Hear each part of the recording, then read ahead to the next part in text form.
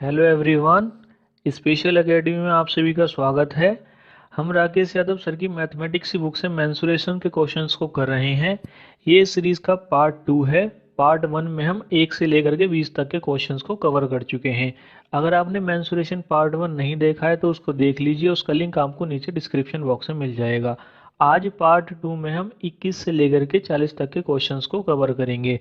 इस वीडियो की पीडीएफ का लिंक आपको हमारे टेलीग्राम चैनल पर मिल जाएगा और टेलीग्राम का लिंक आपको नीचे डिस्क्रिप्शन बॉक्स में मिल जाएगा। तो अगर आप इस लेक्चर की पीडीएफ डाउनलोड करना चाहते हैं तो आप उसको हमारे टेलीग्राम चैनल से डाउनलोड कर सकते हैं। तो चलिए अब स्टार्ट करते हैं आज के अपने क्वेश्चंस। Question number 21। किसी आयताकार हॉल की लंबाई उसकी चौड़ाई से 5 मीटर अधिक है। हॉल का क्षेत्रफल 750 मीटर स्क्वायर है। हॉल की लंबाई ज्ञात करें। तो देखिए यहाँ पर हमें हॉल की लंबाई बतानी है। तो हम क्या करते हैं, हॉल की लंबाई को मान लेते हैं। तो हम यहाँ पर मान लेते हैं कि हॉल की लंबाई है x मीटर। अब अगर हॉल की लंबाई x मीटर है तो हमसे क्वेश्चन में कहा गया है कि किसी आयताकार हॉल की लंबाई उसकी चौड़ाई से 5 मीटर अधिक है। इस बात को देखिए हम दूसरे शब्दों में ऐसे कह सकते हैं कि जो हॉल है उसकी चौड़ाई लंबाई से 5 मीटर कम है। अगर लंबाई 5 मीटर अधिक है इसका मतलब चौड़ाई 5 मीटर कम है। तो यहाँ पर अगर हमने हॉल की लंबाई x मीटर मानी है तो यहाँ पर हॉल की चौड़ाई हो जाएगी x-5। अब देखिए आगे हमें हॉल का क्षेत्रफल दिया हुआ है 750 मीटर स्क्वायर और हमें पता है कि यह हॉल आयताकार है। इसका मतलब हॉल का क्षेत्रफल लंबाई गुणा चौड़ाई के बराबर होगा। यहाँ पर हॉल की लंबाई है x और हॉल की चौड़ाई है x-5। तो यहाँ से हमारे पास इक्वेशन आ जाएगी x-5 बराबर 750। अब देखिए यहाँ से आगे को सॉल्व करने के दो तरीके हैं। एक तरीका तो ये है कि आप x के अंदर गुणा कर दीजिए। x के अंदर गुणा करेंगे तो हमारे पास इक्वेशन आ जाएगी x² माइनस 5x और 750 को इधर ले आएंगे तो माइनस 750 बराबर 0। अब देखिए ये द्विघात समीकरण बन चुकी है। इसके आपको दो फैक्टर बनाने हैं और फैक्टर बना करके आपको x की वैल्यू निकालनी है। अब देखिए अगर आप इसको इस तरीके से सॉल्व करेंगे तो सॉल्व तो आपका हो जाएगा, लेकिन इसमें हमारा बहुत सारा टाइम लग जाएगा। तो हम क्या करेंगे, यहाँ पर अपना दूसरा तरीका अप्लाई करेंगे। दूसरा तरीका क्या है, दूसरे तरीके में हम हमारे जो ऑप्शंस हैं इनकी हेल्प लेंगे।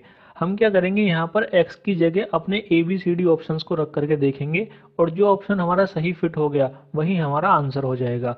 तो देखिए अगर हम यहाँ पर x बराबर 15 रखते हैं तो 15 और 15 माइनस 5, 15 में से 5 जाएंगे 10 आ जाएगा, यानी कि 15 गुणा 10, 15 गुणा 10 आता है 150। ये बराबर में आ रहा है 750। तो यहाँ पर हमारा ऑप्शन ए सही नहीं है। ऑप्शन बी है हमारा 22.5। यहाँ पर देखिए पहले ही दशमलव आ रहा है, गुणा करेंगे तो 0.25 आ जाएगा, जबकि बराबर में 750 आना है, वहाँ पर दशमलव है ही नहीं। इसका मतलब हमारा ऑप्शन बी भी सही नहीं है। अब देखते हैं ऑप्शन सी। ऑप्शन सी है हमारा 25।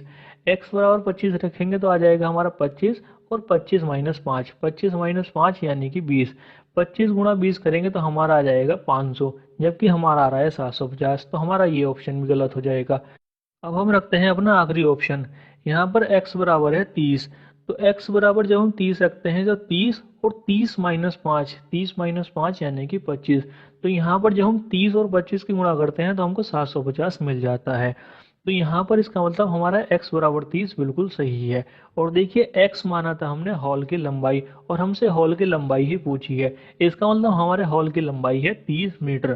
तो यहाँ पर सही है हमारा option number D. Question number 22। 6 metre लंबे तथा 4 मीटर चौड़े टैंक में 1 मीटर 25 सेंटीमीटर ऊंचाई तक जल भरा है। गीले भाग का पृष्ठ क्षेत्रफल ज्ञात करें। तो देखिए हमें यहाँ पर ये बताना है कि टैंक का कितना भाग गीला है। तो देखिए यहाँ पर अगर हम सबसे पहले ऑप्शंस देखें तो हमारे सारे ऑप्शंस मीटर स्क्वायर में है, यानी कि हमारी सारी कैलकुलेशन मीटर में होनी है।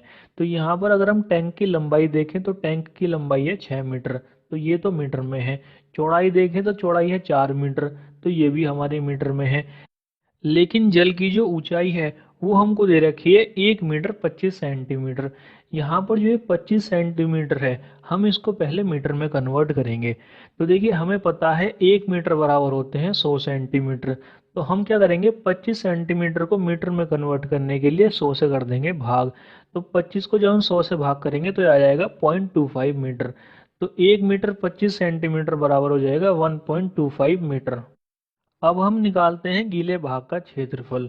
देखिए यहाँ पर जो हमको 6 मीटर लंबा और 4 मीटर चौड़ा टैंक दिया हुआ है, इसको आप 6 मीटर लंबा और 4 मीटर चौड़ा एक कमरा सोचिए और उसमें ये सोचिए कि 1.25 मीटर तक जल भरा है। तो हमें बताना है कि गीला भाग कितना है। तो देखिए सबसे पहले तो जो उसका आधार है कमरे का, वो पूरा गीला होगा। तो हम क्या करेंगे, पहले आधार का क्षेत्रफल ले लेंगे। तो यहाँ पर देखिए आधार का क्षेत्रफल हो जाएगा लंबाई गुणा चौड़ाई। तो यहाँ पर आधार हो जाएगा 6 मीटर लंबा और 4 मीटर चौड़ा। तो यहाँ पर उसका क्षेत्रफल हो जाएगा 6 × 4। अब ये तो हो गया आधार। अब हम देखते हैं कि हमारी दीवारें कितनी गीली हैं। तो देखिए जो लंबाई वाली दीवार है 6 मीटर लंबी, वो 1.25 मीटर तक गीली है।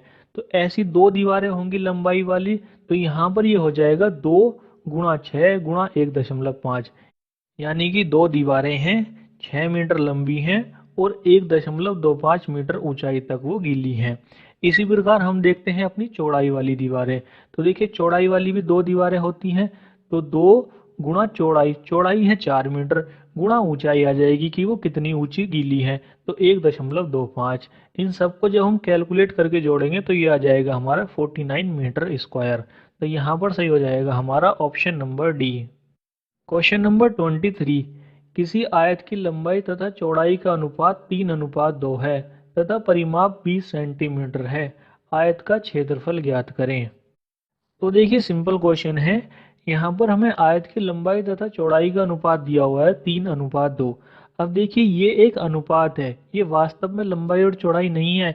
तो हम क्या करते हैं, वास्तव में निकालने के लिए कि हमारी लंबाई और चौड़ाई कितनी है, इनमें x से गुणा कर लेते हैं। तो हम यहाँ पर लंबाई लेंगे 3x और चौड़ाई लेंगे 2x। आगे हमको परिमाप दिया हुआ है 20 सेंटीमीटर। हमें पता है आयत का परिमाप होता है 2l + b। तो हम क्या करते हैं, फॉर्मूला के बराबर में 20 को रख देंगे। तो देखिए 2l, l बराबर है हमारा 3x प्लस b हमारा है 2x और ये बराबर हो जाएगा 20 के। यहाँ से जब कैलकुलेट करेंगे तो यहाँ से x बराबर निकल करके आ जाएगा 2। अब देखिए यहाँ पर x बराबर 2 आ चुका है। हमने आयत की लंबाई तथा चौड़ाई को वास्तविक बनाने के लिए 3 और 2 में x की गुणा की थी।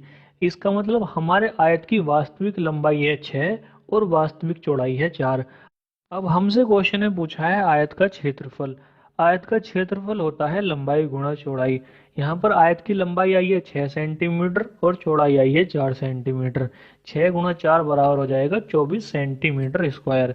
तो यहाँ पर सही है हमारा option number A. Question number 24। एक आयत तथा वर्ग का परिमाप 160 मीटर है। आयत का क्षेत्रफल वर्ग के क्षेत्रफल से 100 मीटर स्क्वायर कम है। आयत की लंबाई ज्ञात करें। तो देखिए इस क्वेश्चन को हम कैसे सॉल्व करेंगे। यहाँ पर हमसे कहा गया है कि एक आयत तथा वर्ग का परिमाप 160 मीटर है, यानी कि एक आयत का परिमाप भी 160 मीटर है और एक वर्ग का परिमाप भी 160 मीटर है। आगे हमसे कहा गया है आयत का क्षेत्रफल वर्ग के क्षेत्रफल से 100 मीटर स्क्वायर कम है। यहाँ पर देखिए आयत का क्षेत्रफल दिया गया है वर्ग के क्षेत्रफल से कंपेयर करके कि आयत का क्षेत्रफल वर्ग के क्षेत्रफल से 100 मीटर कम है। तो यहाँ पर हम क्या करते हैं, पहले वर्ग का क्षेत्रफल निकाल लेते हैं। यहाँ पर देखिए हमको वर्ग का परिमाप 160 मीटर दिया है। अब हमें पता है वर्ग का परिमाप होता है 4a। तो यहाँ से अगर हम वर्ग की भुजा निकालेंगे तो वर्ग की भुजा आ जाएगी 40 मीटर। अगर वर्ग की भुजा 40 मीटर है तो वर्ग का परिमाप हो जाएगा a² यानी कि भुजा का स्क्वायर, और भुजा है हमारी 40। तो वर्ग का क्षेत्रफल हो जाएगा हमारा 1600 मीटर स्क्वायर। अब आगे हमसे कहा गया है आयत का क्षेत्रफल वर्ग के क्षेत्रफल से 100 मीटर स्क्वायर कम है। तो यहाँ पर आयत का क्षेत्रफल हो जाएगा 1500 मीटर स्क्वायर। अब देखिए आयत का परिमाप हमको दिया हुआ है 160 मीटर। आयत का परिमाप होता है 2l + b।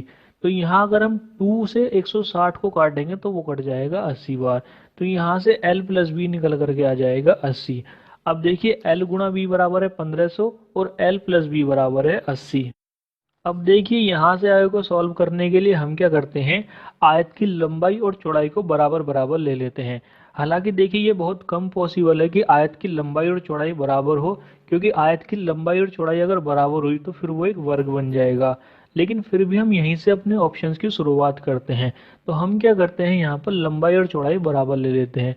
तो यहाँ पर हम लंबाई 40 ले लेते हैं और चौड़ाई भी 40 ले लेते हैं। तो देखिए 40 और 40 जुड़ करके तो 80 आ रहा है, लेकिन जब हम 40 और 40 की गुणा करेंगे तो हमारे आयत का क्षेत्रफल आ जाएगा 1600, जबकि हमारे आयत का क्षेत्रफल आ रहा है 1500। इसका मतलब हमारा ये ऑप्शन गलत है। अब हम क्या करते हैं, लंबाई को 10 बढ़ा देते हैं और चौड़ाई को 10 घटा देते हैं। यहाँ पर देखिए हम 10 ही बढ़ाएंगे 10 ही घटाएंगे। 10 इसलिए घटाए बढ़ाएंगे क्योंकि अगर हम अपने आयत का क्षेत्रफल देखें तो वहां पर हमारे बाद में 2 जीरो आ रहे हैं, 1500 में बाद में 2 जीरो आ रहे हैं। तो यहाँ पर हमें लंबाई और चौड़ाई ऐसी लेकर के चलनी है जिसके बाद में जीरो आए। तो यहाँ पर हमने पहले 40 40 लिए थे, उन दोनों के बाद में जीरो आ रहे थे। अब हम यहाँ पर लेंगे 50 और 30। तो देखिए 50 और 30 जुड़ करके 80 आ रहे हैं, और अगर हम 50 और 30 की गुणा करें तो यहाँ पर हमारे आयत का क्षेत्रफल 1500 आ रहा है। इसका मतलब ये ऑप्शन हमारे सही है। अब हमसे पूछिए आयत की लंबाई, और यहाँ पर हमारे आयत की लंबाई आ रही है 50। तो यहाँ पर हमारा सही हो जाएगा option number D, 50 metre. Question number 25, 38 centimetre तथा 32 सेंटीमीटर चौड़े आयताकार मैदान में खींचे गए आयताकार पथ की चौड़ाई ज्ञात करें जिसका क्षेत्रफल 600 मीटर स्क्वायर है। तो यहाँ पर देखिए हमें आयताकार पथ या आयताकार रास्ते की चौड़ाई बतानी है। तो हम यहाँ पर क्या करते हैं, पहले आयताकार रास्ते के बारे में पढ़ लेते हैं। जब भी देखिए आयताकार मैदान के द्वारा आयताकार रास्ता बनेगा तो वो रास्ता 3 तरीकों से बनता है। पहला तरीका होता है कि हमारा आयताकार मैदान है और उसके अंदर एक आयताकार रास्ता बना है। दूसरा तरीका होता है कि हमारा एक आयताकार मैदान है और उसके बाहर एक आयताकार रास्ता बना है।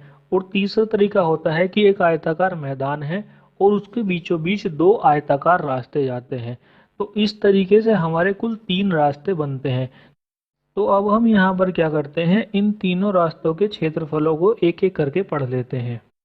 यहाँ पर देखिए हमारा एक आयताकार मैदान है। हमने इस मैदान की लंबाई ली है L मीटर और चौड़ाई ली है B मीटर। अब हमने इसके अंदर एक रास्ता बनाया है। हमने यहाँ पर इस रास्ते की चौड़ाई ली है x। तो देखिए अगर इसकी चौड़ाई एक तरफ से x है तो इसकी चौड़ाई चारों तरफ से x हो जाएगी। अब देखिए जो अंदर वाला मैदान है जो आपको व्हाइट कलर से दिखाई दे रहा है, अगर हम इसकी लंबाई देखें तो इसकी लंबाई कितनी होगी। देखिए बाहर वाले मैदान की लंबाई थी L और इसमें से अब x मीटर का रास्ता निकल चुका है। अब ये x मीटर का रास्ता 2 तरफ है तो ये जुड़ करके हो जाएगा 2x। तो L में से हम 2x को घटा देंगे तो अंदर वाले मैदान की लंबाई हो जाएगी L माइनस 2x। इसी प्रकार से अगर हम अंदर वाले मैदान की चौड़ाई देखें तो बाहर वाले मैदान की चौड़ाई थी b और उसमें से भी 2x रास्ता निकल चुका है। तो अंदर वाले मैदान की चौड़ाई हो जाएगी b माइनस 2x। अब हम निकालते हैं अपने रास्ते का क्षेत्रफल। देखिए रास्ते का क्षेत्रफल निकालने के लिए हम क्या करते हैं, जो हमारा बाहर वाला आयताकार मैदान है उसमें से अंदर वाले आयताकार मैदान के क्षेत्रफल को घटा देते हैं।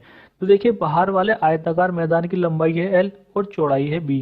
तो बाहर वाले आयताकार मैदान का क्षेत्रफल हो जाएगा लंबाई गुणा चौड़ाई। तो इसकी लंबाई है L और चौड़ाई है B, तो इसका क्षेत्रफल हो जाएगा LB। इसमें से माइनस करेंगे अंदर वाले आयताकार मैदान के क्षेत्रफल को। अंदर वाले आयताकार मैदान का क्षेत्रफल भी लंबाई गुणा चौड़ाई ही होगा। तो देखिए यहाँ पर हमारे आयताकार मैदान की लंबाई है L माइनस 2x और चौड़ाई है B माइनस 2x। तो यहाँ पर इसका क्षेत्रफल हो जाएगा L माइनस 2x गुणा B माइनस 2x।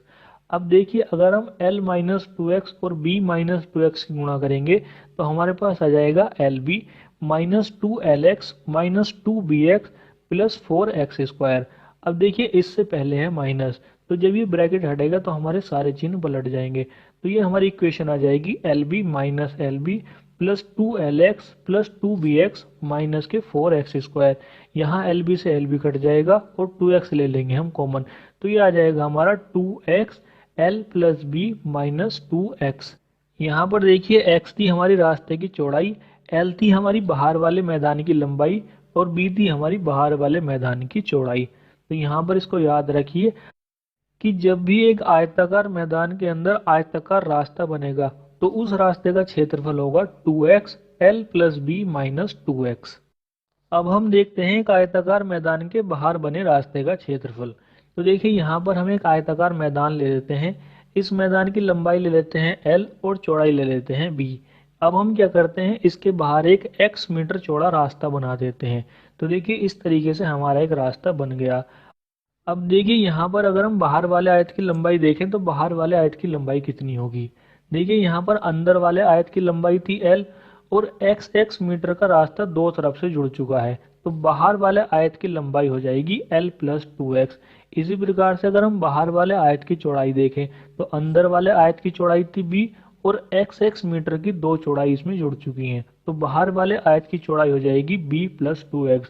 अब हम निकालते हैं रास्ते का क्षेत्रफल।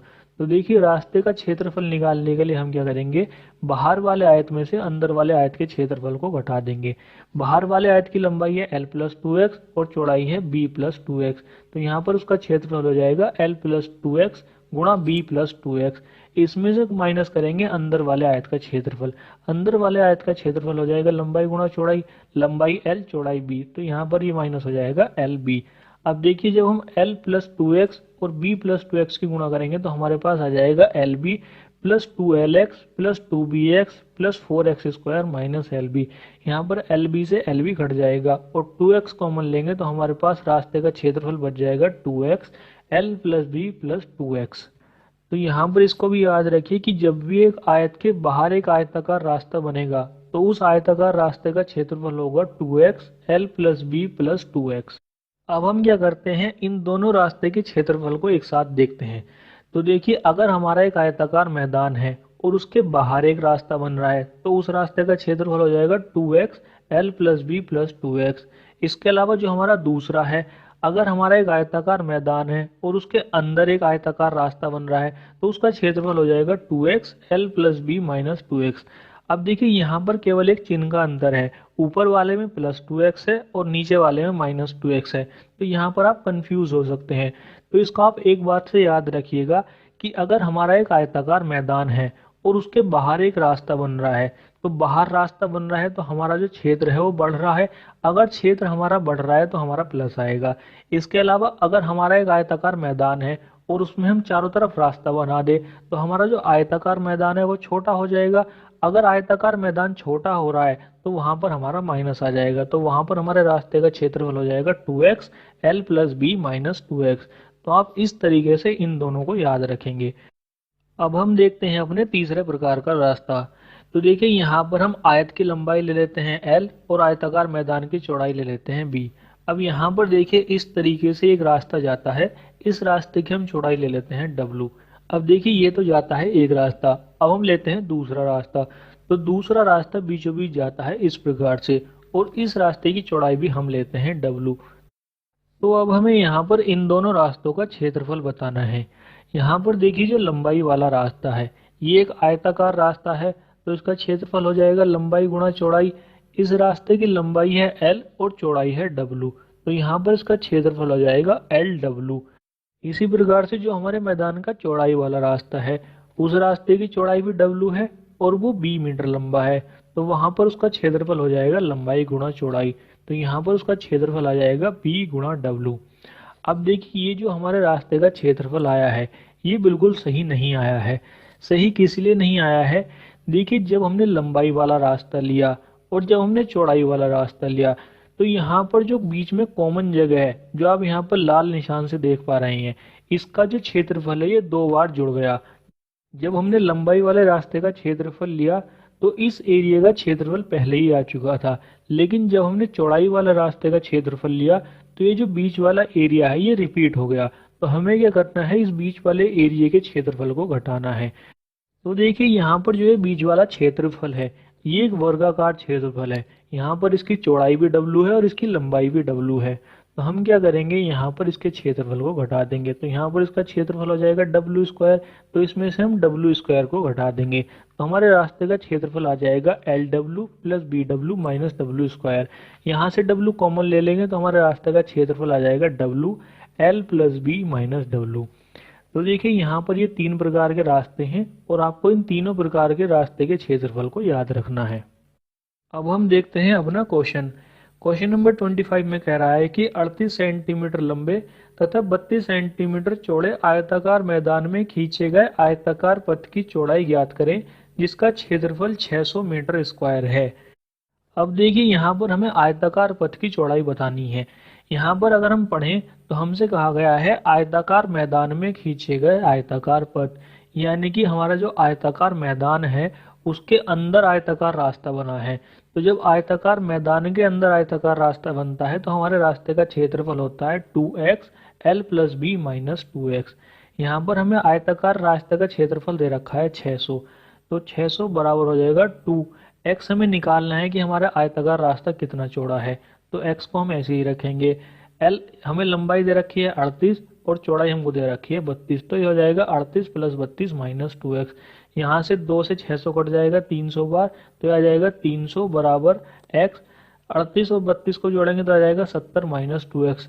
70 माइनस 2x में से हम फिर से 2 कॉमन ले लेंगे, उस 2 से हम 300 को काट देंगे तो वो कट जाएगा 150 बार, तो 150 बराबर हो जाएगा x 35 माइनस x। अब देखिए यहाँ से आगे हम क्या करेंगे, फिर से अपने ऑप्शंस को उठाएंगे। तो यहाँ पर अगर हम अपना पहला ऑप्शन उठाएं तो यहाँ पर ऑप्शन ए है 30 मीटर। तो जब हम 30 रखते हैं तो x बराबर 30 आ गया, तो 30 और 35 में से 30 घटाएंगे तो 5, तो 30 गुणा 5 तो हमारा 150 आ रहा है। अब देखिए हम चेक करते हैं अपना ऑप्शन बी। ऑप्शन बी है हमारा 5 मीटर। तो जब हम x बराबर 5 रखते हैं तो 5 और 35 माइनस 5, 35 में से जब हम 5 घटाते हैं तो वो 30 रह जाता है। 30 की जब हम 5 से गुणा करते हैं तो हमारा 150 आ रहा है। इसका मतलब हमारा ऑप्शन 2 भी यहाँ पर सही हो रहा है। ऑप्शन सी देखते हैं। ऑप्शन सी है हमारा 18.75। तो देखिए अगर हम इसकी कैलकुलेशन करेंगे तो ये हमारी पॉइंट्स में जाएगी, जबकि हमारा जो रास्ते का क्षेत्रफल है वो 150 आ रहा है। तो 150 तो यहाँ पर पॉइंट्स में नहीं है, तो ये ऑप्शन हमारा यहाँ पर गलत हो जाता है। अब हम देखते हैं ऑप्शन डी। ऑप्शन डी है हमारा 10 मीटर। तो x बराबर जब हम 10 रखते हैं तो 10 और 35 माइनस 10, 35 में से 10 घटाएंगे तो 25 रह गए। 25 गुणा 10 होता है 250, जबकि हमारे रास्ते का क्षेत्रफल है 150। तो यहाँ पर हमारा ऑप्शन डी भी गलत हो गया। अब हमारे पास ऑप्शन आते हैं दो, 30 मीटर और 5 मीटर। अब हमें बताना है कि आयताकार रास्ता हमारा कितना चौड़ा है। तो यहाँ पर आप एक बात सोचिए, अगर हमारा आयताकार रास्ता 30 मीटर चौड़ा हुआ तो क्या होगा। यहाँ पर देखिए हमको आयताकार मैदान की लंबाई और चौड़ाई दे रखी है 38 मीटर और 32 मीटर। यहाँ पर देखिए इसको सही कर लीजिए, ये सेंटीमीटर में नहीं है, ये मीटर में है। यहाँ पर ये 38 मीटर और 32 मीटर है। तो यहाँ पर जो हमारा आयताकार मैदान है वो 38 मीटर लंबा और 32 मीटर चौड़ा है। अगर इस 38 मीटर और 32 में से 30 मीटर का रास्ता ही निकल जाएगा तो हमारा मैदान किस तरह से बच जाएगा। इसका मतलब मैदान से बड़ा तो हमारा रास्ता हो रहा है, जबकि ऐसा तो होगा नहीं। इसका मतलब हमारा x बराबर 30 बिल्कुल गलत है। तो यहाँ पर जो हमारा सही ऑप्शन हो जाएगा वो x बराबर 5 हो जाएगा। तो यहाँ पर हमारे आयताकार रास्ते की जो चौड़ाई है वो आ जाएगी 5 मीटर। तो यहाँ पर सही हो जाएगा हमारा ऑप्शन नंबर बी। यहाँ पर देखिए इस तरह के दो और क्वेश्चन हैं, क्वेश्चन नंबर 29 और क्वेश्चन नंबर 38। हम इन दोनों क्वेश्चन को भी यहीं पर ही सॉल्व कर लेते हैं। यहाँ पर पहले देखते हैं क्वेश्चन नंबर 29 को। क्वेश्चन नंबर 29 में कहा जा रहा है कि 200 मीटर गुणा 180 मीटर वाले आयताकार क्षेत्र के चारों ओर 10 मीटर चौड़ा रास्ता है, रास्ते का क्षेत्रफल ज्ञात करें। देखिए यहाँ पर जो आयताकार मैदान है उसके चारों ओर 10 मीटर चौड़ा रास्ता है, यानी कि उसके बाहर है रास्ता। अगर रास्ता बाहर की तरफ बनता है तो हमारे रास्ते का क्षेत्रफल होता है 2x l plus B plus 2x। तो यहाँ पर हम वैल्यूज पुट कर देंगे। अब हमसे कहा गया है कि 10 मीटर चौड़ा रास्ता है तो x बराबर 10 हो जाएगा। आयताकार मैदान की लंबाई हमको दे रखी है 200 और चौड़ाई दे रखी है हमको 180। यहाँ पर जब हम वैल्यूज पुट करेंगे तो हमारी इक्वेशन आ जाएगी 2 गुणा 10, 200 प्लस 180 और 2 गुणा 10 को जब गुणा करेंगे तो आ जाएगा 20। 2 गुणा 10 20 हो जाएगा, तो 20, 200, 180 और 20 ये तीनों जोड़ करके आ जाएंगे 400। तो ये आ जाएगा हमारा 20 गुणा 400। इन दोनों की गुणा करेंगे तो हमारे आयताकार रास्ते का क्षेत्रफल आ जाएगा 8000 मीटर स्क्वायर। तो यहाँ पर सही है हमारा ऑप्शन नंबर ए। अब हम क्वेश्चन नंबर 38 देख लेते हैं। क्वेश्चन नंबर 38 में कहा गया है कि किसी आयताकार क्षेत्र की लंबाई तथा चौड़ाई का अनुपात 7:4 है। एक 4 मीटर चौड़ा रास्ता जो क्षेत्र के बाहर चारों ओर है का क्षेत्रफल 416 मीटर स्क्वायर है। क्षेत्र की चौड़ाई ज्ञात करें। तो देखिए यहाँ पर हमसे कहा गया है कि किसी आयताकार क्षेत्र की लंबाई तथा चौड़ाई का अनुपात 7:4 है। यहाँ पर हमको अनुपात दिया हुआ है। अब हमें पता है कि जो अनुपात होता है ये वास्तविक नहीं होता है, तो हम क्या करेंगे, इसको वास्तविक बनाने के लिए a से गुणा कर लेंगे। तो यहाँ पर हम आयताकार क्षेत्र की लंबाई मानेंगे 7a और उसकी चौड़ाई लेंगे हम 4a। आगे हमसे कहा गया है कि एक 4 मीटर चौड़ा रास्ता है, तो 4 मीटर चौड़ा रास्ता है तो यहाँ पर x की वैल्यू हो जाएगी 4। आगे कहा गया है जो क्षेत्र के बाहर चारों ओर है। अब देखिए जो हमारा रास्ता है वो मैदान के बाहर है। अगर रास्ता मैदान के बाहर होता है तो हमारे रास्ते का क्षेत्रफल होता है 2x l + b + 2x। यहाँ पर देखिए हमको रास्ते का क्षेत्रफल दे रखा है 416, तो रास्ते के क्षेत्रफल की जगह आ जाएगा 416। x की वैल्यू हमारे पास 4 है तो 4 × 2 दोनों की गुणा होकर के आ जाएगा 8। l की जगह आ जाएगा 7a, b की जगह आ जाएगा 4a और 2x की जगह आ जाएगा 8। 8 से जब हम 416 को काटेंगे तो आ जाएगा 52 और 7 और 4 जुड़ करके आ जाएगा 11a + 8। 8 इधर आकर के 52 में से घट जाएगा तो ये रह जाएगा 44। 11a बराबर रह जाएगा 44, a बराबर आ जाएगा 4। हमसे क्वेश्चन है पूछिए क्षेत्र की चौड़ाई। क्षेत्र की चौड़ाई हमने ली है 4a और a की वैल्यू आई है 4। तो यहाँ पर क्षेत्र की चौड़ाई हो जाएगी 4 × 4 यानी कि 16 मीटर। तो यहाँ पर सही हो जाएगा हमारा ऑप्शन नंबर डी। तो ये थे फिलहाल इस तरह के 3 क्वेश्चन। इन क्वेश्चन को देखकर आपको अंदाजा हो गया होगा कि एग्जाम में आपसे किस तरह से क्वेश्चन पूछे जाते हैं और उन क्वेश्चन को आपको किस तरीके से सॉल्व करना है। इस तरह के जब आगे क्वेश्चन आएंगे तो हम उनको भी सॉल्व कर लेंगे। अब हम देखते हैं वापस अपने क्वेश्चंस। क्वेश्चन नंबर 25 तक हमने सॉल्व कर लिए थे। Question number 26। क्वेश्चन नंबर 26 में कहा जा रहा है कि किसी कमरे के फर्श का परिमाप 18 मीटर है। कमरे की दीवारों का क्षेत्रफल ज्ञात करें यदि कमरे की ऊंचाई 3 मीटर है। तो देखिए बहुत ही सिंपल क्वेश्चन है। इसका एक सिंपल सा फॉर्मूला होता है दीवार का क्षेत्रफल बराबर फर्श का परिमाप गुणा ऊंचाई। यहाँ पर फर्श का परिमाप दे रखा है 18 मीटर और ऊंचाई दे रखी है 3 मीटर। 18 की जब 3 से गुणा करेंगे तो दीवारों का क्षेत्रफल आ जाएगा 54 मीटर स्क्वायर। तो यहाँ पर सही है हमारा option number C. Question number 27। एक तार को वर्ग के रूप में मोड़ा गया जिसका क्षेत्रफल 81 सेंटीमीटर स्क्वायर है। यदि उस तार को अर्धवृत्त के रूप में मोड़ा जाए तो अर्धवृत्त की त्रिज्या ज्ञात करें। यहाँ पर देखिए इस सवाल में 2 आकृति हैं, एक है वर्ग, एक है अर्धवृत्त। वर्ग के बारे में हम सारी बातें कर चुके हैं।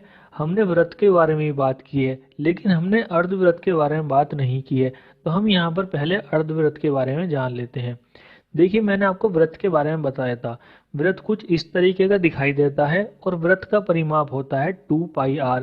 अब हम क्या करते हैं इसको आधा कर देते हैं। जब इसको आधा करेंगे तो ये कुछ इस तरीके का दिखाई देगा। अगर हमने इसको आधा किया है तो इसका परिमाप भी आधा हो जाएगा। तो वृत्त का जो परिमाप था 2πr उसका आधा रह जाएगा πr। अब देखिए जो आकृति आपको दिखाई दे रही है ये एक खुली हुई आकृति है, ये बंद नहीं है। जबकि अर्धवृत्त हमारा इस तरीके का नहीं होगा।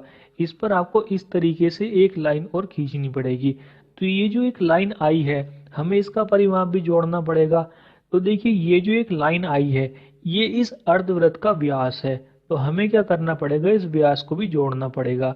अब देखिए जो व्यास होता है वो त्रिज्या का 2 गुना होता है। त्रिज्या होती है r तो व्यास होता है हमारा 2r, यानी कि हमें इसमें 2r और जोड़ना पड़ेगा। तो हमारा जो अर्धवृत्त का परिमाप होता है वो होता है πr + 2r। अब हमें पता है पाई की वैल्यू होती है 22/7, तो हम क्या करेंगे 22/7 रख देंगे। तो ये आ जाएगा हमारा 22/7 + 2r। यहाँ से r कॉमन ले लेंगे और 7 ले लेंगे एलसीएम। तो ये आ जाएगा हमारा 22 + 14/7। यहाँ से जब कैलकुलेट करेंगे तो हमारे पास अर्धवृत्त का परिमाप आ जाएगा 36/7 r। अब देखिए ये तो हुआ अर्धवृत्त का परिमाप। अब हम देखते हैं अर्धवृत्त का क्षेत्रफल। हमने देखिए वृत्त का क्षेत्रफल पढ़ा है πr²। तो जो वृत्त का क्षेत्रफल होता है उसका आधा होता है अर्धवृत्त का क्षेत्रफल। तो अर्धवृत्त का क्षेत्रफल हो जाएगा हमारा πr²/2। यहाँ पर और कुछ अलग से ऐड नहीं होता है तो ये केवल इतना ही होगा πr²/2। यहाँ पर हम इतना कर सकते हैं, पाई की वैल्यू रख सकते हैं। पाई की वैल्यू रखेंगे तो आ जाएगा हमारा 22/7। 2 से 22 कट जाएगा 11 बार। तो यहाँ पर अर्धवृत्त का क्षेत्रफल आ जाएगा 11/7 r²। तो यहाँ पर आप इन दोनों बातों को भी याद रखिएगा। अब हम देखते हैं अपना क्वेश्चन। क्वेश्चन में हमसे कहा गया है कि एक तार को एक वर्ग के रूप में मोड़ा गया जिसका क्षेत्रफल 81 सेंटीमीटर स्क्वायर है। यदि उस तार को अर्धवृत्त के रूप में मोड़ा जाए तो अर्धवृत्त की त्रिज्या ज्ञात करें। देखिए मैंने आपसे बताया था कि जब भी किसी तार को एक आकृति से दूसरी आकृति में मोड़ा जाता है तो उनके जो परिमाप होते हैं वो बराबर होते हैं। तो यहाँ पर हम क्या करेंगे, वर्ग के परिमाप को अर्धवृत्त के परिमाप के बराबर रख देंगे। तो देखिए यहाँ पर वर्ग का क्षेत्रफल है 81 सेंटीमीटर स्क्वायर। वर्ग के क्षेत्रफल को हम लिखते हैं a²। तो ए स्क्वायर बराबर हो जाएगा 81। यहाँ से ए की वैल्यू आ जाएगी 9। हम निकालेंगे वर्ग का परिमाप। वर्ग का परिमाप होता है 4a, तो यहाँ से वर्ग का परिमाप आ जाएगा 36। अब हम क्या करेंगे, इस 36 को अर्धवृत्त के परिमाप के बराबर रखेंगे। अर्धवृत्त का परिमाप अभी हमने निकाला है 36/7 आर। यहाँ पर 36 से 36 कट जाएगा, यहाँ से आर बराबर आ जाएगा 7। तो यहाँ पर अर्धवृत्त की त्रिज्या हो जाएगी 7 सेंटीमीटर। तो यहाँ पर सही है हमारा option number D. Question number 28, किसी 200 मीटर लंबे तथा 150 मीटर चौड़े टैंक में 0.3 मीटर गुणा 0.2 मीटर चौड़े पाइप से 20 किलोमीटर प्रति घंटा की चाल से पानी गिरता है। पानी का तल 8 मीटर ऊंचाई उठाने का समय ज्ञात करें। यहाँ पर देखिए, इस क्वेश्चन को सॉल्व करने से पहले यहाँ पर जो हमको पानी की चाल दी हुई है, इस चाल का क्या मतलब है ये समझिएगा। आप ये सपोज कीजिए कि आपका एक टैंक है और वो टैंक अगर 10 किलोमीटर प्रति घंटा की चाल से पानी भरा जाता है तो वो 2 घंटे में भर जाता है। अब हम क्या करते हैं, पानी की चाल को घटा करके 10 किलोमीटर प्रति घंटा से 5 किलोमीटर प्रति घंटा कर देते हैं। तो जैसे ही हमने पानी की चाल घटाई तो टैंक में पानी धीरे धीरे जाना शुरू हो जाएगा। तो जो टैंक पहले 2 घंटे में भरता था वो टैंक अब 4 घंटे में भरेगा, उसको समय 2 गुना लग जाएगा। इसके विपरीत अगर हम अपने पानी की चाल को 2 गुनी कर दें, जैसे पहले वो 10 किलोमीटर प्रति घंटा की चाल से जा रहा था, अब हम उसको 20 किलोमीटर प्रति घंटा की चाल से भेजें तो अब पानी तेज जाएगा टैंक में। अगर पानी तेज जाएगा तो पानी जल्दी भर जाएगा। तो जो टैंक पहले 2 घंटे में भर रहा था वो टैंक अब 1 घंटे में भर जाएगा। तो यहाँ पर आप देख सकते हैं कि जो समय और पानी की चाल है ये दोनों एक दूसरे के उल्टे हैं।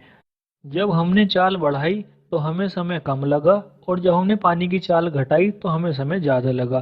तो ये दोनों एक दूसरे के उल्टे हैं। तो जब कैलकुलेशन होगी तो समय निकालने के लिए जो पानी की चाल होगी वो हमेशा डिवाइड में रहेगी, क्योंकि एक दूसरे के उल्टे हैं तो वो हमेशा डिवाइड में ही जाएगी। अब हम देखते हैं अपना क्वेश्चन। क्वेश्चन में हमसे कहा गया है कि पानी का तल 8 मीटर ऊंचाई उठाने में समय ज्ञात करें। अब देखिए, हमें समय बताना है, लेकिन ये समय हमें घंटे में बताना है, मिनट में बताना है। ये हमको हिंदी में लिखा हुआ नहीं दे रखा है। लेकिन अगर हम इसको इंग्लिश में पढ़ें तो आखिरी जो तीसरी लाइन है उसमें कहा गया है then the time in hours, यानी कि घंटों में। तो हमें जो अपना समय बताना है ये घंटे में बताना है। तो देखिए, जो हमारी चाल है 20 किलोमीटर प्रति घंटा, ये घंटे में है, लेकिन ये किलोमीटर में है। जबकि हमारे जो टैंक है उसके जो डायमेंशन है, लंबाई और चौड़ाई है, वो मीटर में है। जो हमारा पाइप है उसकी लंबाई चौड़ाई मीटर में है। तो हम क्या करते हैं, जो हमारी चाल है इसको भी हम मीटर प्रति घंटे में कर लेते हैं। तो देखिए, 1 किलोमीटर बराबर होता है 1000 मीटर के। यहाँ पर है 20 किलोमीटर, तो 20 किलोमीटर बराबर हो जाएंगे 20,000 मीटर के। तो जो पानी की चाल है उसको हम लेंगे 20,000 मीटर प्रति घंटा। अब हम निकालते हैं समय। समय बराबर हो जाएगा टैंक की लंबाई गुणा चौड़ाई। टैंक की लंबाई गुणा चौड़ाई है 200 गुणा 150, डिवाइड में आ जाएगी पाइप की लंबाई गुणा चौड़ाई। पाइप की लंबाई गुणा चौड़ाई है 0.3 गुणा 0.2। अब इसकी गुणा होगी पानी की चाल से। तो देखिए, पानी की चाल है 20,000 मीटर प्रति घंटा। अब ये 20,000 मीटर डिवाइड में जाएगा तो ये आ जाएगा गुणा 1/20,000। गुणा में आएगी जितनी हमको ऊंचाई उठानी है, हमें ऊंचाई उठानी है 8 मीटर, तो गुणा में आ जाएगा 8। जब यहाँ से कैलकुलेट करेंगे तो समय बराबर निकल करके आ जाएगा 200 घंटे। तो यहाँ पर सही है हमारा option number D. Question number 29 हम कर चुके हैं। अब हम देखते हैं क्वेश्चन नंबर 30। क्वेश्चन नंबर 30 में हमसे कहा जा रहा है कि 8 सेंटीमीटर त्रिज्या वाले वृत्त के अंदर बने वर्ग का क्षेत्रफल ज्ञात करें। इस क्वेश्चन को देखिए, हम यहाँ पर एक डायग्राम बना करके समझेंगे। अगर आप इस क्वेश्चन को एक बार समझ गए तो फिर आपको पेन भी उठाने की जरूरत नहीं पड़ेगी, आप इसकी कैलकुलेशन माइंड में ही कर लिया करेंगे। तो यहाँ पर हम इसको डायग्राम बना करके समझेंगे। यहाँ पर हम क्या करते हैं, पहले एक वृत्त बनाते हैं। हमको वृत्त की त्रिज्या दी है 8 सेंटीमीटर। तो त्रिज्या ऐसे इस तरीके से आधी होती है, तो हम क्या करते हैं, इसको पूरा आगे तक मिला लेते हैं। तो यहाँ पर हम इसको पूरा मिला लेते हैं। तो देखिए, अगर त्रिज्या 8 सेंटीमीटर थी तो ये जो व्यास आया है ये 16 सेंटीमीटर के बराबर हो जाएगा। अब हमसे कहा गया है कि इसके अंदर एक वर्ग बना है, तो हम क्या करते हैं, एक वर्ग बना लेते हैं। तो इस तरीके से हमारा एक वर्ग आ जाता है। अब हम क्या करते हैं, यहाँ से इस वृत्त को हटा देते हैं। तो अगर जैसे ही हमने वृत्त हटाया तो ये जो 16 सेंटीमीटर का व्यास था ये 16 सेंटीमीटर का विकर्ण रह गया। तो जो व्यास होता है, अगर वृत्त के अंदर वर्ग बना है तो वर्ग के विकर्ण के बराबर होता है। इस बात को आप याद रखिएगा। तो यहाँ पर हमारे पास विकर्ण आ चुका है 16 सेंटीमीटर। और अगर किसी वर्ग का विकर्ण हमें पता हो तो हमें पता है उसका क्षेत्रफल होता है d²/2, यानी कि विकर्ण का स्क्वायर बटे 2। तो यहाँ से अब हम क्या करेंगे, वर्ग का क्षेत्रफल निकाल देंगे। तो वर्ग का क्षेत्रफल हो जाएगा 16 गुणा 16 बटे 2। तो यहाँ से वर्ग का क्षेत्रफल आ जाएगा 128 स्क्वायर सेंटीमीटर। यहाँ पर सही है हमारा option number C. Question number 31, 8√2 centimetre विकर्ण वाले वर्ग का क्षेत्रफल ज्ञात करें। तो देखिए ये तो बच्चों वाला क्वेश्चन है आपके लिए। हमें पता है अगर किसी वर्ग का विकर्ण हमें दिया हुआ हो तो उस वर्ग का क्षेत्रफल होता है विकर्ण का स्क्वायर बटे 2। तो यहाँ पर हमारे वर्ग का क्षेत्रफल हो जाएगा 8 गुणा 8 बटे 2। डिवाइड में आ जाएगा 2, 2 से 2 कट जाएगा, 8 गुणा 8 आ जाएगा 64 सेंटीमीटर स्क्वायर। तो यहाँ पर सही हो जाएगा हमारा option number A. Question number 32, किसी आयत का क्षेत्रफल x² + 7x + 10 सेंटीमीटर स्क्वायर है, उसका संभव परिमाप ज्ञात करें। तो देखिए यहाँ पर हमको क्षेत्रफल दिया हुआ है x² + 7x + 10, और हमें पता है आयत का क्षेत्रफल होता है लंबाई गुणा चौड़ाई। तो हम क्या करेंगे, लंबाई गुणा चौड़ाई को बराबर रख देंगे x² + 7x + 10 के। अब देखिए यहाँ से हम क्या करेंगे, जो ये 7x है इसके फैक्टर करेंगे। तो 7x के हम फैक्टर ऐसे करेंगे जिनकी गुणा 10 आती हो और जोड़ करके 7 आता हो। तो ऐसे फैक्टर आते हैं 5 और 2। तो लंबाई गुणा चौड़ाई बराबर हो जाएगा x² + 5x + 2x + 10। अब हम यहाँ से इसके कॉमन लेकर के फैक्टर बना लेंगे। तो यहाँ से लंबाई गुणा चौड़ाई बराबर आ जाएगा x + 5 और x + 2। अब हमसे पूछा गया है परिमाप। परिमाप होता है 2l + b। तो देखिए यहाँ से l बराबर आ चुका है x + 5 और b बराबर आ चुका है x + 2। तो यहाँ से हमारा परिमाप हो जाएगा 2x + 5 + x + 2। यहाँ से जब कैलकुलेट करेंगे तो हमारा परिमाप आ जाएगा 4x + 14 सेंटीमीटर। तो यहाँ पर सही है हमारा option number A. Question number 33, किसी वर्ग तथा आयत का परिमाप समान है तब उनके द्वारा घेरे क्षेत्रफल P तथा Q के बीच संबंध स्थापित करें। देखिए एक बात का ध्यान रखिएगा, जब भी वर्ग तथा आयत के परिमाप समान होंगे तो हमेशा वर्ग का क्षेत्रफल ज़्यादा होगा। इस बात को यहाँ पर आप एक मौखिक एग्जाम्पल से समझ लीजिए। मान लीजिए वर्ग तथा आयत का जो परिमाप है वो 20 सेंटीमीटर है। तो वर्ग का अगर परिमाप 20 सेंटीमीटर है तो वर्ग की भुजा हो जाएगी 20/4 यानी कि 5 सेंटीमीटर। और वर्ग की भुजा अगर 5 सेंटीमीटर है तो वर्ग का क्षेत्रफल हो जाएगा 25 सेंटीमीटर स्क्वायर। तो देखिए वर्ग का तो हमारे पास आ गया। अब हम निकालते हैं आयत। आयत का परिमाप भी 20 सेंटीमीटर होगा। आयत का परिमाप होता है 2l + b, 2 लंबाई प्लस चौड़ाई, ये बराबर हो जाएगा 20 के। तो लंबाई प्लस चौड़ाई हमारे पास आ जाएगी 10। अब देखिए हम क्या करेंगे, लंबाई अपनी तरफ से लेंगे, चौड़ाई हमारी निकल करके आ जाएगी। हम क्या करते हैं, शुरू में लंबाई ले लेते हैं 9। अगर हमारी लंबाई 9 है और लंबाई प्लस चौड़ाई 10 है तो हमारी चौड़ाई 1 हो जाएगी, क्योंकि 9 + 1 10 हो जाएंगे। तो हमारी लंबाई 9 है, चौड़ाई हमारी 1 आ गई। अगर हम अब क्षेत्रफल निकालें तो क्षेत्रफल होता है लंबाई गुणा चौड़ाई।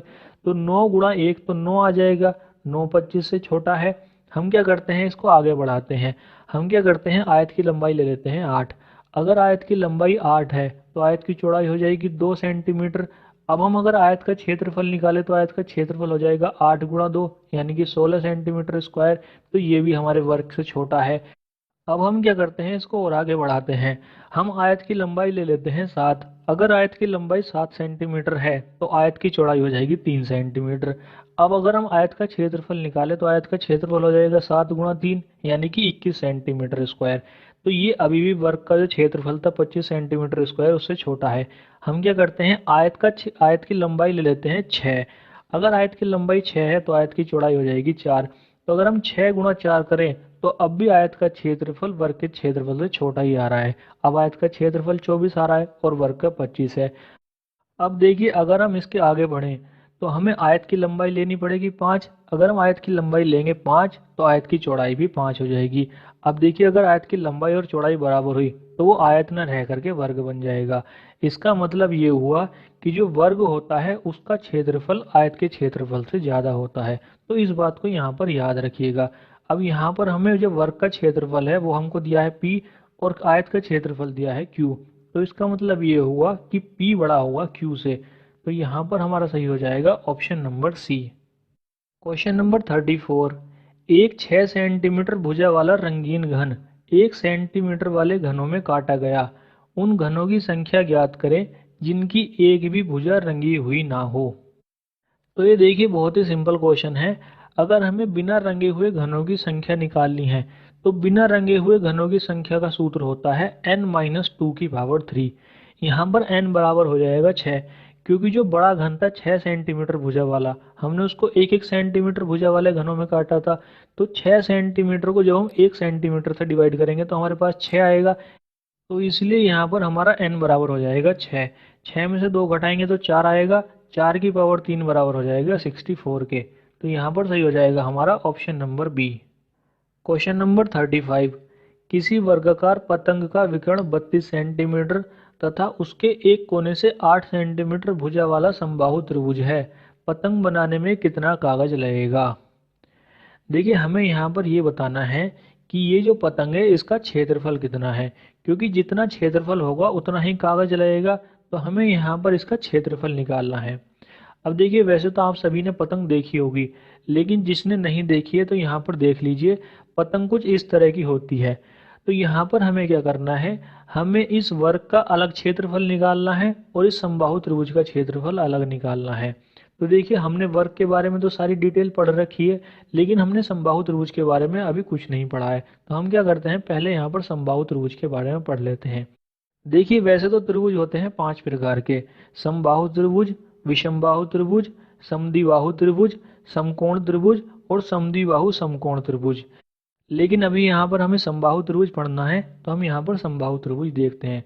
देखिए सबसे पहले बात आती है समबाहु त्रिभुज की परिभाषा की, कि समबाहु त्रिभुज कहते किसे हैं। तो समबाहु त्रिभुज, इसको इंग्लिश में बोलते हैं इक्विलेटरल ट्रायंगल। ज्यामिति की एक आकृति है जिसकी तीनों भुजाएं व तीनों कोण समान हों। अब देखिए इस बात को हम क्या करते हैं, एक डायग्राम से समझ लेते हैं। यहाँ पर हम एक त्रिभुज बनाते हैं ABC। अब हमसे आगे कहा गया है जिसकी तीनों भुजाएं व तीनों कोण समान हो। तो हम क्या करते हैं, पहले इसकी तीनों भुजाएं बराबर करते हैं। तो हम ये मान लेते हैं कि AB बराबर BC बराबर AC, ये तीनों A के बराबर हैं। तो अगर ये तीनों A के बराबर हैं तो हम ऐसे त्रिभुज को समबाहु त्रिभुज कहेंगे। अब देखिए यहाँ पर परिभाषा में लिखा हुआ है तीनों कोण समान हो, जबकि हमने तीनों भुजाएं बराबर करके ही बोल दिया कि एक समबाहु त्रिभुज है। तो यहाँ पर एक बात का ध्यान रखिए, जो त्रिभुज होता है उसकी एक विशेषता होती है कि अगर उसकी भुजाएं बराबर हैं तो उसके कोण भी समान होते हैं। जैसे यहाँ पर तीनों भुजाएं बराबर हैं तो यहाँ पर तीनों कोण भी बराबर होंगे।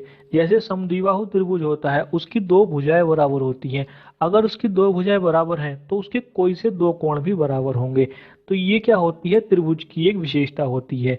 अब देखिए यहाँ पर हमें पता है कि जो त्रिभुज के तीनों कोण होते हैं वो होते हैं 180 डिग्री के, और हम कह रहे हैं समबाहु त्रिभुज के तीनों कोण बराबर होते हैं। तो हम क्या करेंगे, 180 को 3 से डिवाइड कर लेंगे। तो समबाहु त्रिभुज का जो प्रत्येक कोण आता है वो आता है 60 डिग्री का। तो इस बात को याद रखिए कि समबाहु त्रिभुज का प्रत्येक कोण 60 अंश का होता है। अब देखिए हम यहाँ पर निकालेंगे समबाहु त्रिभुज का क्षेत्रफल।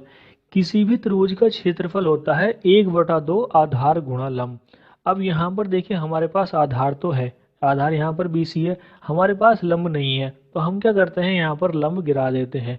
तो हम क्या करते हैं, बिंदु A से भुजा BC पर एक लंब गिराते हैं। तो यहाँ पर इस लंब की ऊंचाई ले लेते हैं h, और हम ये मानते हैं कि ये बिंदु D पर आकर के मिलता है। अब देखिए समबाहु त्रिभुज में जब हम लंब गिराते हैं तो यहाँ पर एक काम और होता है, जो इसकी भुजा थी BC ये 2 बराबर भागों में बढ़ जाती है, यानी कि BD और DC दोनों बराबर बराबर हो जाती है। तो जो BC पूरी भुजा हमारी A थी तो BD हमारी A/2 हो जाएगी और DC भी हमारी A/2 हो जाएगी। अब हम यहाँ से क्या करते हैं, जो हमारा त्रिभुज है ADB इसको हम अलग निकाल लेते हैं। तो हमने यहाँ पर त्रिभुज ADB को अलग निकाल लिया। अब हम क्या करते हैं, इस त्रिभुज में पाइथागोरस प्रमेय लगा देते हैं। यहाँ पर देखिए कोण D 90 डिग्री का है, तो कोण D के सामने जो भुजा है AB ये इस त्रिभुज का कर्ण हो जाएगा। तो पाइथागोरस प्रमेय होती है कर्ण का वर्ग बराबर आधार का वर्ग प्लस ऊंचाई का वर्ग। तो कर्ण है हमारा A, क्योंकि AB हमारी A के बराबर है तो कर्ण हो जाएगा A² बराबर आधार है हमारा A/2, तो आधार हो जाएगा A²/4। ऊंचाई हमने ली है h, तो ये आ जाएगा प्लस h²। अब हम क्या करते हैं, A²/4 को दूसरी तरफ भेज देते हैं। तो h² बराबर हो जाएगा A² - A²/4। यहाँ पर हम क्या करते हैं, 4 ले लेते हैं एलसीएम। तो 4a² माइनस a², 4a² में से a² घटाएंगे तो ये रह जाएगा 3a²। h² बराबर हो गया 3a²/4। यहाँ से हम क्या करते हैं, दोनों साइड का वर्गमूल ले लेते हैं। जब वर्गमूल ले लेते हैं तो ये हो जाता है h बराबर √3/2a, यानी कि समबाहु त्रिभुज की जो ऊंचाई होती है वो होती है √3/2a। तो इसको याद रखिए, ये बहुत ही इंपॉर्टेंट होता है कि समबाहु त्रिभुज की जो ऊंचाई है वो होती है √3/2a। अब हम निकालते हैं समबाहु त्रिभुज का क्षेत्रफल। मैंने आपसे कहा था किसी भी त्रिभुज का क्षेत्रफल होता है 1/2 आधार गुणा ऊंचाई। तो यहाँ पर आधार तो हमारे पास था BC, हमारे पास ऊंचाई नहीं थी, तो ऊंचाई हमने निकाल ली।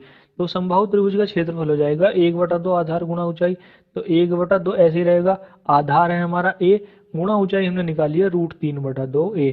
यहाँ से जब कैलकुलेट करेंगे तो हमारे समबाहु त्रिभुज का क्षेत्रफल आ जाएगा √3/4a²। तो इसको भी याद रखिए कि समबाहु त्रिभुज का क्षेत्रफल है वो होता है √3/4a²। इसके अलावा अब हम देखते हैं समबाहु त्रिभुज का परिमाप। देखिए, परिमाप के बारे में मैंने आपसे बताया था कि जो बाउंड्री होती है बाहर की, हमें इसे गिनना होता है। तो यहाँ पर AB, BC और AC को जोड़ना है, तो तीनों ही A के बराबर हैं, तो समबाहु त्रिभुज का परिमाप हो जाएगा 3a। अब देखिए, ये तो हुई समबाहु त्रिभुज की ऊंचाई, समबाहु त्रिभुज का क्षेत्रफल और समबाहु त्रिभुज का परिमाप। अब हम क्या करते हैं, समबाहु त्रिभुज के अंदर एक वृत्त बनाते हैं और एक वृत्त बनाते हैं समबाहु त्रिभुज के बाहर। अब देखिए, वृत्त बनाने के लिए हमें समबाहु त्रिभुज का केंद्रक पता होना चाहिए, और केंद्रक पता होने के लिए हमें माध्यिका पता होनी चाहिए। तो हम क्या करते हैं, पहले माध्यिका की डेफिनेशन को पढ़ लेते हैं। देखिए, माध्यिका की परिभाषा होती है कि जब त्रिभुज की किसी भुजा के मध्य बिंदु को सम्मुख शीर्ष से मिला देते हैं तो इसे माध्यिका कहते हैं। यानी कि अगर हम इस त्रिभुज को लें, अगर यहाँ पर भुजा BC लें, तो BC का जो मध्य बिंदु है उसको हमें मिलाना है A से। इसी प्रकार से जो भुजा AC है उसके मध्य बिंदु को हम मिलाएंगे B से, और जो भुजा AB है इसके मध्य बिंदु को हम मिलाएंगे C से। जब हम इन तीनों को मिलाते हैं तो हमारे पास कुछ इस तरह का स्ट्रक्चर आता है। अब देखिए, थोड़ी देर पहले हमने क्या किया था, जो शीर्ष A था इससे भुजा BC पर लंब डाला था, और जब हमने लंब डाला था तो इसने भुजा BC को 2 बराबर भागों में बांट दिया था।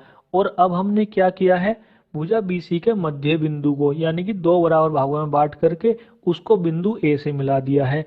इसका मतलब ये हुआ कि जो समबाहु त्रिभुज की ऊंचाई है और जो समबाहु त्रिभुज की माध्यिका है वो एक ही होती है, वो दोनों बराबर ही होती हैं। इस बात को यहाँ पर याद रखिएगा, इस बात की आगे ज़रूरत पड़ेगी। अब हम पढ़ते हैं केंद्रक की परिभाषा। तो केंद्रक वह बिंदु होता है जहाँ दो या तीनों माध्यिकाएं एक दूसरे को मिलती हैं या एक दूसरे को काटती हैं। तो देखिए, यहाँ पर ये माध्यिकाएं काट रही हैं, ये हमारा हो जाएगा केंद्रक। केंद्रक को हम शो करते हैं G से, तो G हमारा यहाँ पर समबाहु त्रिभुज का केंद्रक है।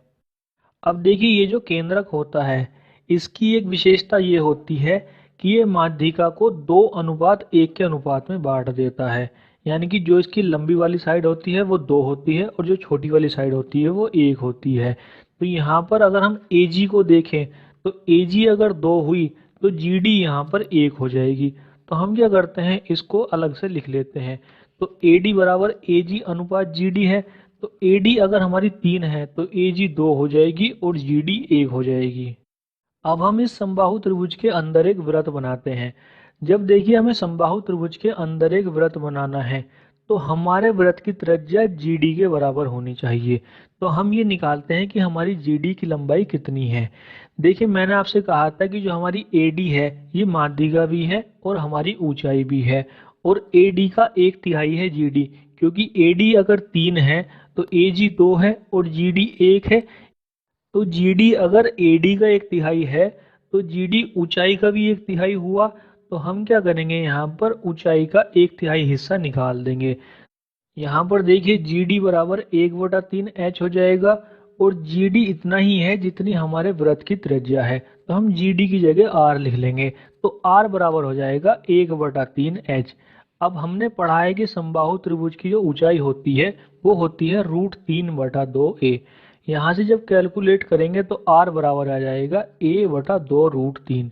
यहाँ पर देखिए, जो अंदर वृत्त बनता है इसकी त्रिज्या को हम छोटी r से दिखाते हैं, और जो बाहर वृत्त बनेगा उसकी त्रिज्या को हम बड़े R से दिखाएंगे। अब हम क्या करते हैं, इसके बाहर एक वृत्त बनाते हैं। तो बाहर वृत्त कुछ इस तरीके से बनेगा। अब देखिए जो बाहर वृत्त बनेगा, इसके लिए जो हमें त्रिज्या लेनी है वो लेनी है AG के बराबर। हमें पता है AG AD का 2/3 हिस्सा है, और जो ये AD है ये हमारे समबाहु त्रिभुज की ऊंचाई है। तो यहाँ पर AG बराबर हो जाएगा 2/3H। अब AG को हम ले लेंगे कैपिटल R, तो कैपिटल R बराबर हो जाएगा 2/3 गुणा H। समबाहु त्रिभुज की ऊंचाई होती है √3/2a, तो h की जगह आ जाएगा √3/2a। यहाँ से जब कैलकुलेट करेंगे तो समबाहु त्रिभुज के बाह्य वृत्त की त्रिज्या आ जाएगी a/√3। तो ये है हमारा पूरा समबाहु त्रिभुज। हम क्या करते हैं, एक बार फिर से इसको रिवाइज करते हैं। हमने पढ़ा समबाहु त्रिभुज की ऊंचाई होती है √3/2a। समबाहु त्रिभुज का क्षेत्रफल होता है √3/4a²। समबाहु त्रिभुज का परिमाप होता है 3a। समबाहु त्रिभुज के अंतःवृत्त की त्रिज्या होती है a/2√3। समबाहु त्रिभुज के बाह्य वृत्त की त्रिज्या होती है a/√3। इसके अलावा देखिए समबाहु त्रिभुज में एक कॉन्सेप्ट हम और पढ़ लेते हैं। इस कॉन्सेप्ट को हम क्वेश्चन की हेल्प से पढ़ेंगे। यहाँ पर देखिए एक क्वेश्चन है, समबाहु त्रिभुज की प्रत्येक भुजा 14√3 सेंटीमीटर है, इसके अंतःवृत्त और बाह्य वृत्त की त्रिज्या का अनुपात ज्ञात करें। तो देखिए अगर आप यहाँ पर समबाहु त्रिभुज की अंतःवृत्त और बाह्य वृत्त की त्रिज्या का अनुपात निकालेंगे तो कैसे निकालेंगे। हमने पढ़ा है अंतःवृत्त की त्रिज्या होती है a/2√3, और हमें यहाँ पर समबाहु त्रिभुज की भुजा दी है 14√3, तो a की जगह आ जाएगा 14√3। यहाँ से जब कैलकुलेट करेंगे तो यहाँ पर अंतःवृत्त की त्रिज्या आ जाएगी 7। इसी प्रकार से जब हम बाह्य वृत्त की त्रिज्या निकालेंगे तो बाह्य वृत्त की त्रिज्या का सूत्र हमने पढ़ा है a/√3। a की जगह आ जाएगा 14√3, तो 14√3/√3, √3 से √3 कट जाएगा तो r बराबर आ जाएगा 14। यहाँ पर देखिए मैं आपको केवल बोल के बता रहा हूँ, ये लिखा हुआ नहीं है। तो यहाँ पर अंतःवृत्त और बाह्य वृत्त की त्रिज्या आ जाएंगी 7 और 14। जब हम उनका अनुपात निकालेंगे तो वो आ जाएगा हमारा 1:2।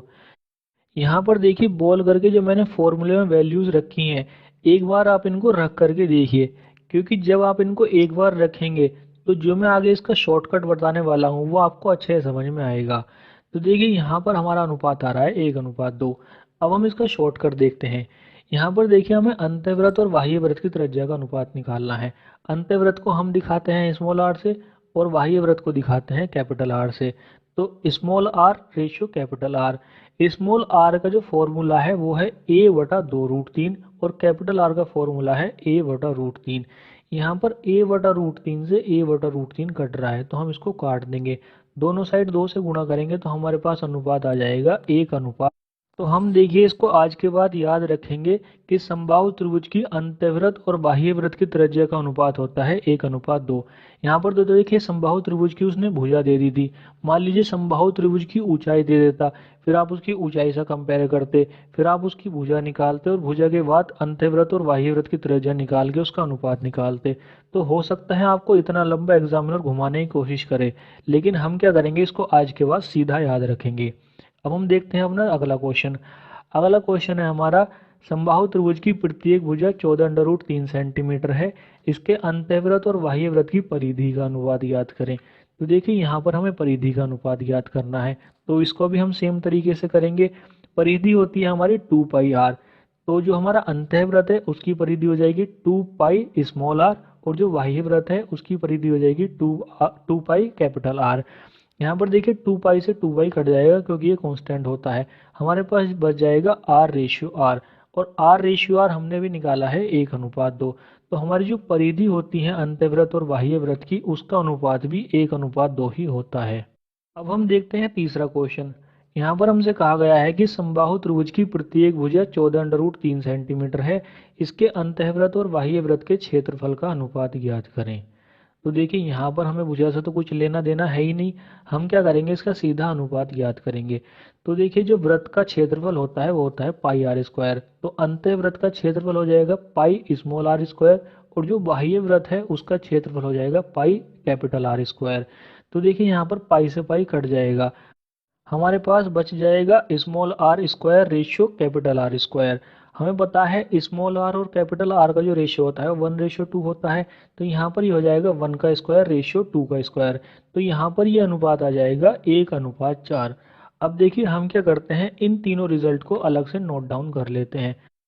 तो समबाहु त्रिभुज के लिए अगर अंतःवृत्त की त्रिज्या 1 है तो बाह्य वृत्त की त्रिज्या 2 होगी। अगर अंतःवृत्त की परिधि 1 है तो बाह्य वृत्त की परिधि 2 होगी। अगर अंतःवृत्त का क्षेत्रफल 1 है तो बाह्य वृत्त का क्षेत्रफल 4 होगा। तो ये सब बातें हमको समबाहु त्रिभुज के लिए याद रखनी है। अब हम देखते हैं अपना क्वेश्चन नंबर 35 में हमसे कहा गया है किसी वर्गाकार पतंग का विकर्ण 32 सेंटीमीटर तथा उसके एक कोने से एक 8 सेंटीमीटर भुजा वाला समबाहु त्रिभुज है। पतंग बनाने में कितना कागज लगेगा? तो देखिए यहाँ पर हमें क्या करना है, पहले वर्ग का क्षेत्रफल निकालना है और फिर समबाहु त्रिभुज का क्षेत्रफल निकालना है। तो हम क्या करते हैं, पहले वर्ग का क्षेत्रफल निकालते हैं। वर्ग का हमें विकर्ण दिया हुआ है 32 सेंटीमीटर। तो अगर वर्ग का विकर्ण हमारे पास हो तो हमें पता है वर्ग का क्षेत्रफल होता है विकर्ण का स्क्वायर बटे 2। तो यहाँ पर वर्ग का क्षेत्रफल हो जाएगा 32 गुणा 32 बटे 2। यहाँ से जब कैलकुलेट करेंगे तो वर्गाकार क्षेत्र का क्षेत्रफल आ जाएगा 512 सेंटीमीटर स्क्वायर। अब हम निकालेंगे त्रिभुजाकार भाग का क्षेत्रफल। ये त्रिभुज है हमारा समबाहु त्रिभुज, तो समबाहु त्रिभुज का क्षेत्रफल हो जाएगा √3/4 ए स्क्वायर। ए है यहाँ पर 8 सेंटीमीटर, तो यहाँ पर हमारा फॉर्मूला हो जाएगा √3/4 गुणा 8 गुणा 8। 8 और 8 की गुणा करेंगे तो 64 हो जाता है। 64 को जब 4 से डिवाइड करेंगे तो 16 हो जाएगा। और √3 की वैल्यू हमें क्वेश्चन में दे रखी है 1.732। तो 1.732 की गुणा करनी है हमें 16 से। तो जब हम गुणा करते हैं तो हमारे पास त्रिभुजाकार भाग का क्षेत्रफल आ जाता है 27.712 सेंटीमीटर स्क्वायर। अब हम क्या करते हैं, इन दोनों क्षेत्रफल को जोड़ देते हैं क्योंकि हमें कागज बताना है कितना कागज यूज होना है। तो कागज उतना ही आवश्यक होगा जितना इन दोनों भागों का क्षेत्रफल है। तो वर्गाकार भाग का क्षेत्रफल है 512 और त्रिभुजाकार भाग का क्षेत्रफल है 27.712। दोनों को जोड़ेंगे तो हमारे पास आवश्यक कागज आ जाएगा 539.712 सेंटीमीटर स्क्वायर। तो यहाँ पर सही है हमारा option number A. Question number 36, किसी आयताकार बरामदे की चौड़ाई तथा लंबाई का अनुपात 3:4 है। बरामदे का क्षेत्रफल 1/12 हेक्टेयर है। बरामदे की चौड़ाई ज्ञात करें। तो देखिए यहाँ पर हमें बरामदे की चौड़ाई बतानी है। अब यहाँ पर अगर हम अपने सारे ऑप्शन देखें तो सारे ऑप्शंस हमारे मीटर में हैं। इसका मतलब ये है कि हमें हेक्टेयर को मीटर में चेंज करना है। तो देखिए 1 हेक्टेयर कितना होता है। अगर मैं आपसे कहूँ 1 हेक्टेयर भूमि, तो उसका मतलब ये होता है कि उस भूमि की जो लंबाई है वो 100 मीटर है और जो उसकी चौड़ाई है वो भी 100 मीटर है। यानी कि अगर मैं उसका क्षेत्रफल निकालूंगा तो वो आ जाएगा 10,000 मीटर स्क्वायर। तो 1 हेक्टेयर बराबर होता है 10,000 मीटर स्क्वायर, जिसकी लंबाई 100 मीटर हो और चौड़ाई 100 मीटर हो। अब हमें यहाँ पर बरामदे का क्षेत्रफल दिया है 1/12 हेक्टेयर। तो 1/12 हेक्टेयर बराबर हो जाएगा 1/12 गुणा 10,000 मीटर स्क्वायर। हम इसको यहाँ पर ऐसे ही लिखते हैं, कैलकुलेट नहीं करते हैं क्योंकि आगे हमें और भी कैलकुलेशन करनी है। अब देखिए हमें क्वेश्चन में बरामदे की चौड़ाई और लंबाई का अनुपात दिया है 3:4। अब यहाँ पर ये अनुपात है, वास्तव में चौड़ाई और लंबाई नहीं है। तो हम क्या करते हैं, यहाँ पर 3x और 4x इसको मान लेते हैं। तो यहाँ पर बरामदे की चौड़ाई हो जाएगी 3x और बरामदे की लंबाई हो जाएगी 4x। अब देखिए ये जो बरामदा है ये आयताकार है। आयत का क्षेत्रफल होता है लंबाई गुणा चौड़ाई। तो हम क्या करते हैं, यहाँ पर क्षेत्रफल का फॉर्मूला लगा देते हैं। तो 3x गुणा 4x बराबर हो जाएगा क्षेत्रफल के। क्षेत्रफल हमारा है 1/12 गुणा 10,000। अब देखिए 3x और 4x में जो 3 और 4 हैं इन दोनों की गुणा करेंगे तो 12 आ जाएगा। इस 12 को हम भेज देते हैं डिवाइड में। तो एक्स स्क्वायर बराबर हो जाएगा 10,000 बटे 12 गुणा 12। अब हम क्या करते हैं, यहाँ से दोनों तरफ का वर्गमूल ले लेते हैं। जब वर्गमूल लेते हैं तो एक्स बराबर आ जाएगा 100 बटे 12। हमसे पूछिए बरामदे की चौड़ाई। बरामदे की चौड़ाई है हमारी 3x। हमारे पास x की वैल्यू आई है 100 बटे 12, तो हमारी चौड़ाई हो जाएगी 3 गुणा 100 बटे 12। यहाँ से कैलकुलेट करेंगे तो चौड़ाई निकल करके आ जाएगी 25 मीटर। तो यहाँ पर सही है हमारा option number A. Question number 37, किसी आयत का क्षेत्रफल वर्ग के क्षेत्रफल का 3 गुना है। आयत की लंबाई 20 सेंटीमीटर तथा चौड़ाई वर्ग की भुजा की 3/2 गुना है। वर्ग की भुजा ज्ञात करें। तो देखिए हमें यहाँ पर वर्ग की भुजा बतानी है, लेकिन हमें यहाँ पर जो आयत की लंबाई और चौड़ाई दी है, आयत की लंबाई तो हमको 20 सेंटीमीटर दी है, लेकिन आयत की जो चौड़ाई दी है वो हमसे कहा गया है कि वर्ग की भुजा की 3/2 गुना है। तो हम क्या करते हैं, यहाँ पर वर्ग की भुजा को 2x मान लेते हैं। 2x इसलिए मानते हैं ताकि जो आयत की चौड़ाई है वो 3x आ जाए, क्योंकि 3/2 गुना है। तो जब 2x का 3/2 गुना निकालेंगे तो आयत की चौड़ाई हमारी 3x आ जाएगी। अब देखिए हमने वर्ग की भुजा मान ली है 2x। अगर वर्ग की भुजा 2x है तो वर्ग का क्षेत्रफल कितना हो जाएगा? वर्ग का क्षेत्रफल हो जाएगा 4x², भुजा की घात 2। अब हमसे पहली लाइन में कहा गया है कि किसी आयत का क्षेत्रफल वर्ग के क्षेत्रफल का 3 गुना है, तो हम क्या कर देते हैं, इसके क्षेत्रफल को कर देते हैं 3 गुना। तो आयत का क्षेत्रफल हो जाएगा 12x²।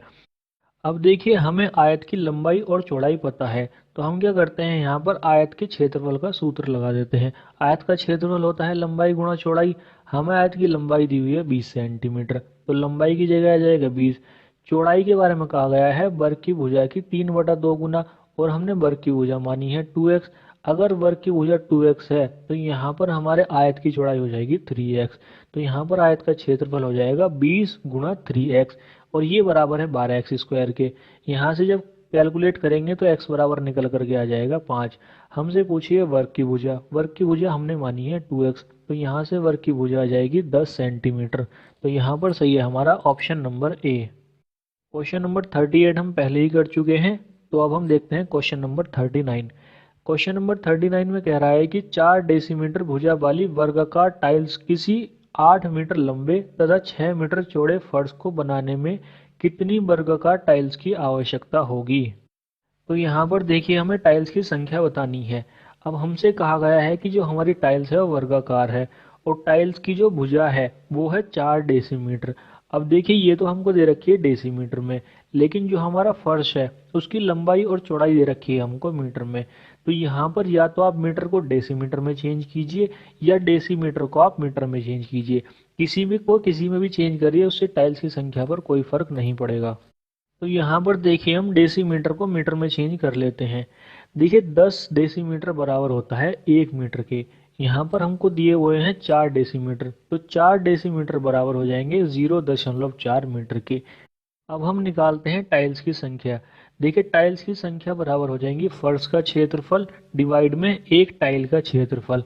फर्श है हमारा आयताकार, क्योंकि 8 मीटर लंबा और 6 मीटर चौड़ा है, तो यहाँ पर इसका क्षेत्रफल हो जाएगा लंबाई गुणा चौड़ाई। तो यहाँ पर इसका क्षेत्रफल आ जाएगा 8 गुणा 6, डिवाइड में आएगा एक टाइल का क्षेत्रफल। टाइल है हमारी वर्गाकार, तो हम क्या करेंगे, जो हमारा 0.4 है इसका वर्ग कर देंगे, तो ये आ जाएगा 0.4 गुणा 0.4। यहाँ से जब कैलकुलेट करेंगे तो हमारी टाइल्स की संख्या निकल करके आ जाएगी 300। तो यहाँ पर सही है हमारा option number D. Question number 40। एक गोदाम 15 मीटर लंबा तथा 12 मीटर चौड़ा है। फर्श तथा छत के क्षेत्रफल का योग चारों दीवारों के क्षेत्रफल के योग के बराबर है। गोदाम का आयतन ज्ञात करें। तो देखिए इस क्वेश्चन को हम कैसे करेंगे। यहाँ पर दूसरी लाइन में हमको दिया हुआ है फर्श तथा छत के क्षेत्रफल का योग चारों दीवारों के क्षेत्रफल के योग के बराबर है। तो यहाँ पर हम पहले ये देखते हैं कि हमारे फर्श का क्षेत्रफल कितना है। देखिए हमें गोदाम की लंबाई और चौड़ाई दी है 15 मीटर लंबा और 12 मीटर चौड़ा, यानी कि हमारा जो गोदाम है वो आयताकार है, तो उसका फर्श भी आयताकार होगा। तो यहाँ पर फर्श का क्षेत्रफल हो जाएगा लंबाई गुणा चौड़ाई। अब देखिए जितना फर्श का क्षेत्रफल है उतना ही छत का क्षेत्रफल होगा, तो यहाँ पर छत का क्षेत्रफल भी हो जाएगा लंबाई गुणा चौड़ाई। अब हम क्या करते हैं, इन दोनों को जोड़ देते हैं, क्योंकि हमसे कहा गया है फर्श तथा छत के क्षेत्रफल का योग। तो LB प्लस LB यानी कि 2LB हो जाएगा। ये हमको बराबर दे रखा है चारों दीवारों के क्षेत्रफल के योग के बराबर। अब देखिए चारों दीवारों के जो क्षेत्रफल होता है वो होता है 2L प्लस बी गुणा H। अब हम क्या करते हैं, इस इक्वेशन में वैल्यूज रखना पुट करते हैं। तो देखिए 2 तो ऐसे ही रहेगा, L गुणा बी। लंबाई हमको दे रखी है 15 मीटर लंबा है गोदाम, और चौड़ाई दे रखी है 12 मीटर, तो ये आ जाएगा हमारा 2 गुणा 15 गुणा 12। ये बराबर हो जाएगा 2L प्लस बी। 15 और 12 को जोड़ेंगे तो ये हो जाएगा 27, तो ये आ जाएगा 2 गुणा 27 गुणा H। यहाँ से जब H कैलकुलेट करेंगे तो यहाँ से गोदाम की ऊंचाई आ जाएगी 20/3 मीटर। अब यहाँ पर हमसे पूछा है गोदाम का आयतन।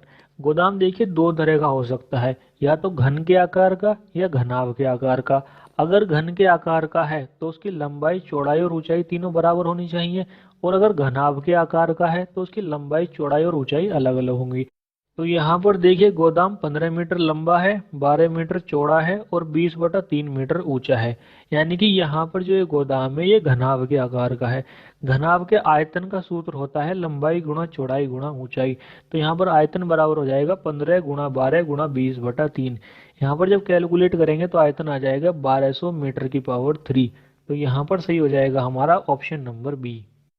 तो ये थे आज के हमारे क्वेश्चंस। आई होप आपको समझ में आ गए होंगे। अगर ये वीडियो आपको अच्छी लगी हो तो लाइक कीजिए, नहीं पसंद आए तो डिसलाइक कीजिए, और डिसलाइक क्योंकि नीचे कमेंट सेक्शन में ज़रूर बता दीजिएगा। इस वीडियो की पीडीएफ का लिंक आपको हमारे टेलीग्राम चैनल पर मिल जाएगा और टेलीग्राम का लिंक आपको नीचे डिस्क्रिप्शन बॉक्स में मिल जाएगा। जय हिंद, जय भारत।